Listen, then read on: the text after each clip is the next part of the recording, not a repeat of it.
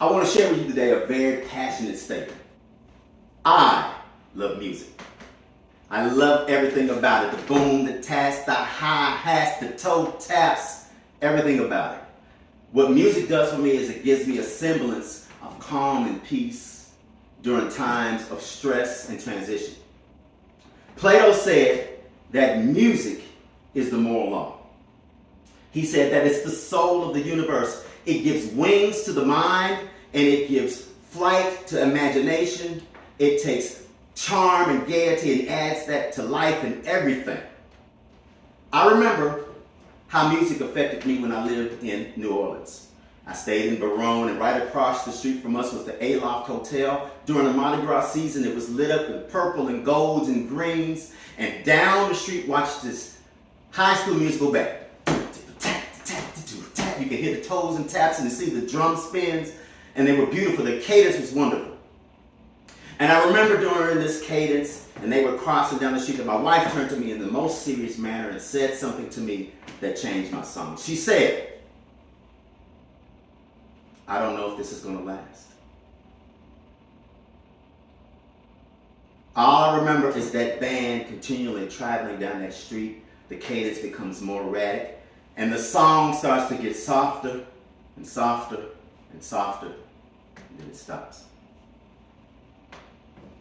What I will be doing today is to show you how I created a cadence of accountability to help myself and my family renew our song. And I know that you can use these same steps today to do the same thing for yourself and for your family. So in 2006, the APA did a study after 50-year review, and they did a study on routines or cadences, which is basically a process of repeated steps that are regularly repeated, done time and time again. And they said that those routines or those cadences were beautiful and good for the family, specifically during times of stress and transition. So armed with this information and a strong desire to repair my family and to recreate a new song in our life, I came up with these 3 cadences, and I want to share them with you today. The first cadence is an erratic cadence. It looks like this.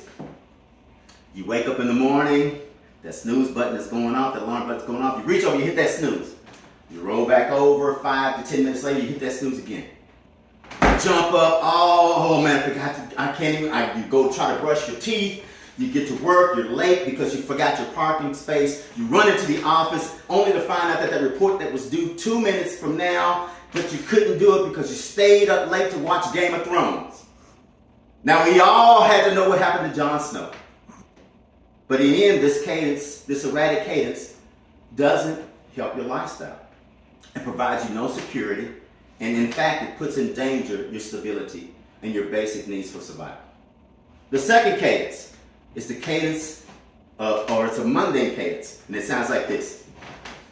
Wake up, go to breakfast, go to work, go to bed, eat breakfast, and dinner, start again.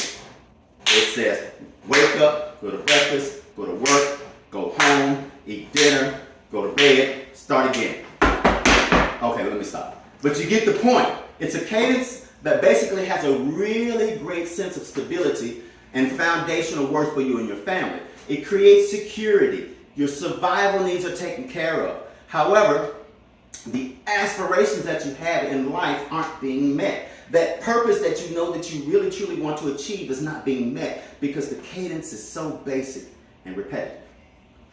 Which leads us to the third cadence. The cadence, what I call the resolute cadence. Now the resolute cadence has a lot of the facilities that the mundane cadence has a great cadence. It's consistent. You wake up, you don't go to breakfast. However, instead of straight going to work or for that next thing, maybe you write 3 things in your journal. Maybe you write down that class that you want to take. Maybe you even list in your documents that you're going to call your mom today and you're going to tell her that you love her.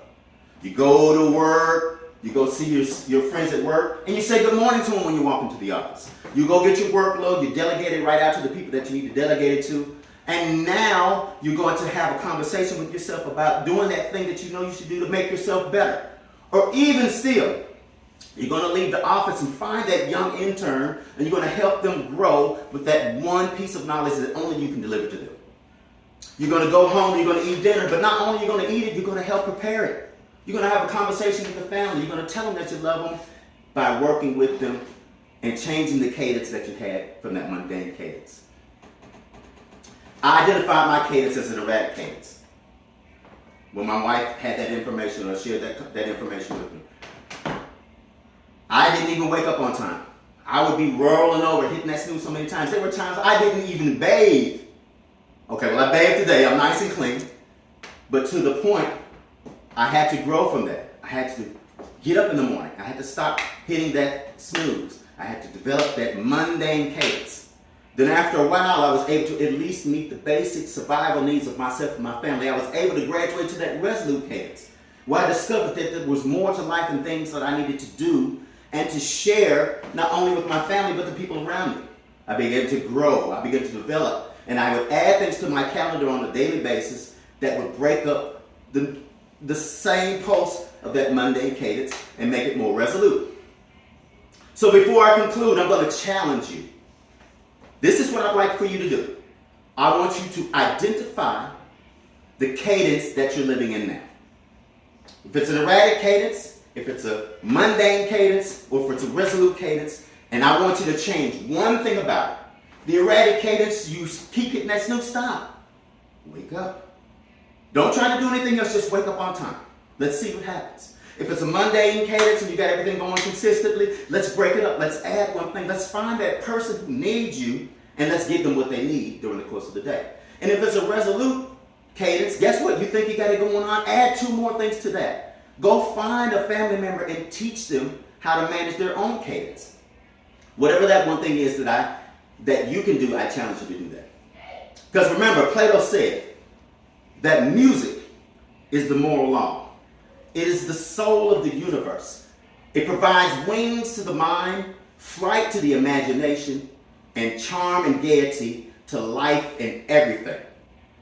And when you find yourself beating out the drums to this cadence of accountability, your song will renew, and the words that you sing will resonate in yourself, in your family, your neighborhood, and in the city that surrounds you. Thank you so much for your time.